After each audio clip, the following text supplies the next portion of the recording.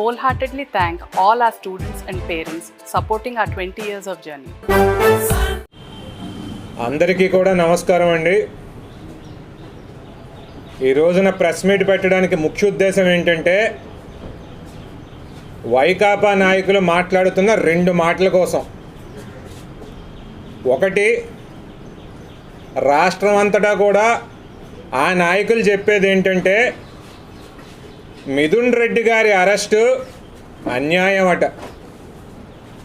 రెండోది, మన జిల్లాలో ఈ వైకాపా నాయకులు ఏమంటారు, రాష్ట్రంలో ఏదో మోసం జరిగిపోయిందంట. ఈ రెండిటి మీద కూడా వివరణ అనేది ఇస్తాం.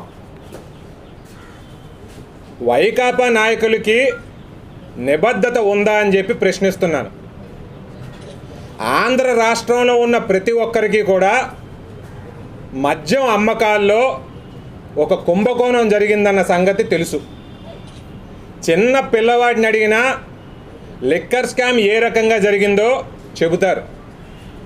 స్కామే లేదు అని చెప్పి మీరు చెప్తున్నారు కదా, మీ కాన్ఫిడెన్స్ ఏంటో మాకు అర్థం కావట్లేదు. గడిచిన 5 సంవత్సరాల్లో కూడా మీకు కిక్ బ్యాక్స్ రావడం కోసం నాసీ రకం బ్రాండ్లు మీరు అమ్మిన మాట వాస్తవమా కాదా? తెలిసిన బ్రాండ్లు ఎక్కడైనా అమ్మారా మీరు?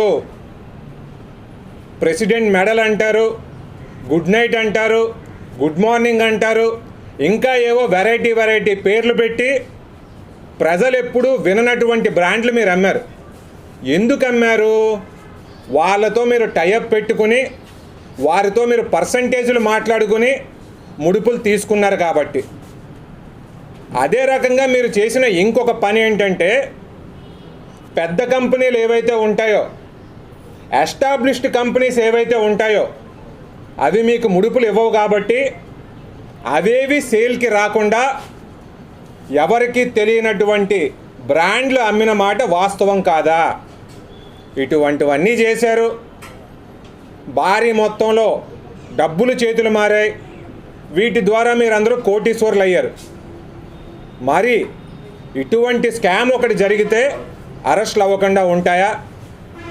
ఇక రెండవది, ఈ కేసులో ఎఫ్ఐఆర్ కానివ్వండి, సెక్షన్స్ కానివ్వండి, నేను అంత లోతుగా వెళ్ళలేదు. కానీ ఆంధ్ర రాష్ట్రపు ప్రభుత్వానికి నేను ఒక డిమాండ్ చేస్తున్నా, వీళ్ళందరి మీద కూడా మర్డర్ కేసు పెట్టాలి. ఈ కల్తీ మందు తాగి ఎన్ని ప్రాణాలు కోల్పోయారు, ఎన్ని కుటుంబాలు నాశనం అయ్యాయి, ఎంతమంది అవయవాలు పోయాయి. ఇదేమీ మామూలు విషయం కాదు. ఆంధ్ర రాష్ట్ర ప్రభుత్వానికి నేను చేస్తూ ఉన్న రిక్వెస్ట్ కానివ్వండి, డిమాండ్ కానివ్వండి ఒకటే, ఈ రకంగా వీళ్ళందరి మీద కూడా మర్డర్ కేసు అనేది పెట్టాలి. ఇకపోతే మన జిల్లా విషయానికి రావాలి. గత వారం అంతా కూడా మనం చూసాం, జిల్లా స్థాయిలో వైకాపా పార్టీ నాయకులు విస్తృత స్థాయి సమావేశాలు పెట్టుకున్నారు. రాష్ట్రంలో ఏదో మోసం జరిగిపోయిందని, తెలుగుదేశం పార్టీ ఎన్నికల హామీని నెరవేర్చలేదని చెప్పి అబద్ధాలు మాట్లాడారు. అది మాట్లాడిన తర్వాత బొత్స సత్యనారాయణ గారు కానీ, చిన్న శ్రీను గారు కానీ నియోజకవర్గాలు వెళ్ళి ఇవే మాటలు మాట్లాడుతూ ఉన్నారు. అయ్యా, మీరు ఒక విషయం గుర్తిస్తున్నారో లేదో నాకు తెలియదు, కానీ ఏమనుకుంటున్నారు మీరు? తెలుగుదేశం పార్టీ ఒక మేనిఫెస్టో ఇచ్చిందని అందుకోసం మాత్రమే మాకు ఓటేశారు అనుకుంటున్నారా? 5 సంవత్సరాల్లో మీరు రాష్ట్రాన్ని అతలాకుతలం చేశారు కాబట్టి 11 సీట్లు ఇచ్చి మిమ్మల్ని ఇంటికి పంపారు. రాష్ట్రంలో ఉన్న అన్ని వర్గాల ప్రజలు కూడా నష్టపోయి విసుగు చెందారు కాబట్టి మిమ్మల్ని 5 సంవత్సరాల్లో మీరు రాష్ట్రాన్ని అతలాకుతలం చేశారు కాబట్టి 11 సీట్లు ఇచ్చి మిమ్మల్ని ఇంటికి పంపారు.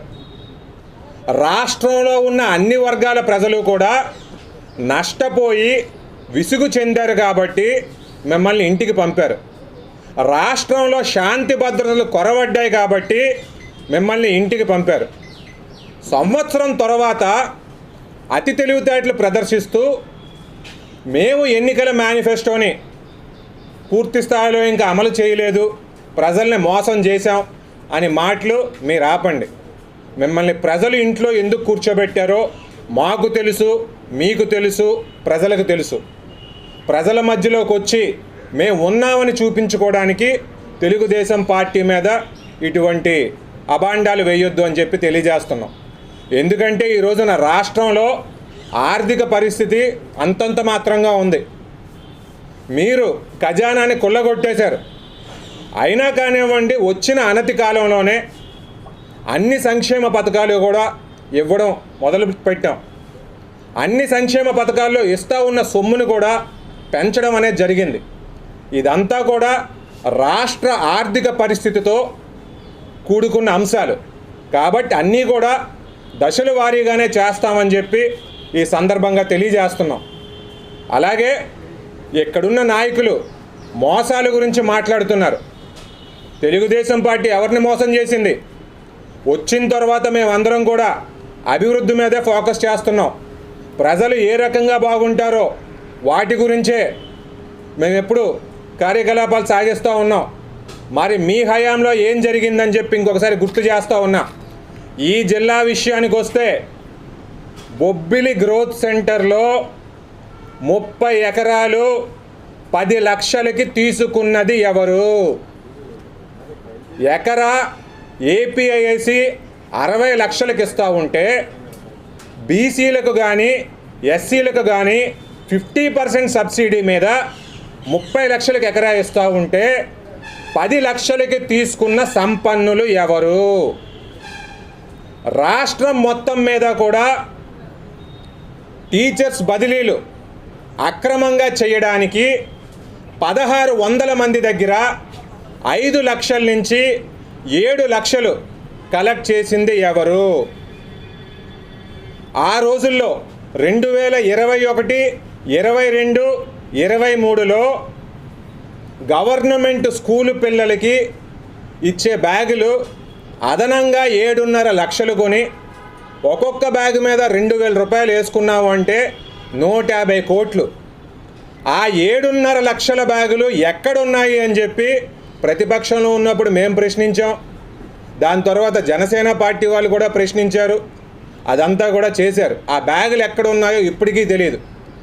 మరి ఆ 150 కోట్ల స్కామ్ చేసింది కూడా ఎవరు?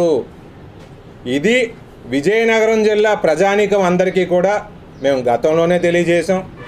ఆంధ్ర రాష్ట్రంలో ఉన్న ప్రజానీకం అందరికీ కూడా ఈ విషయాలన్నీ అప్పుడు తెలియజేసాం.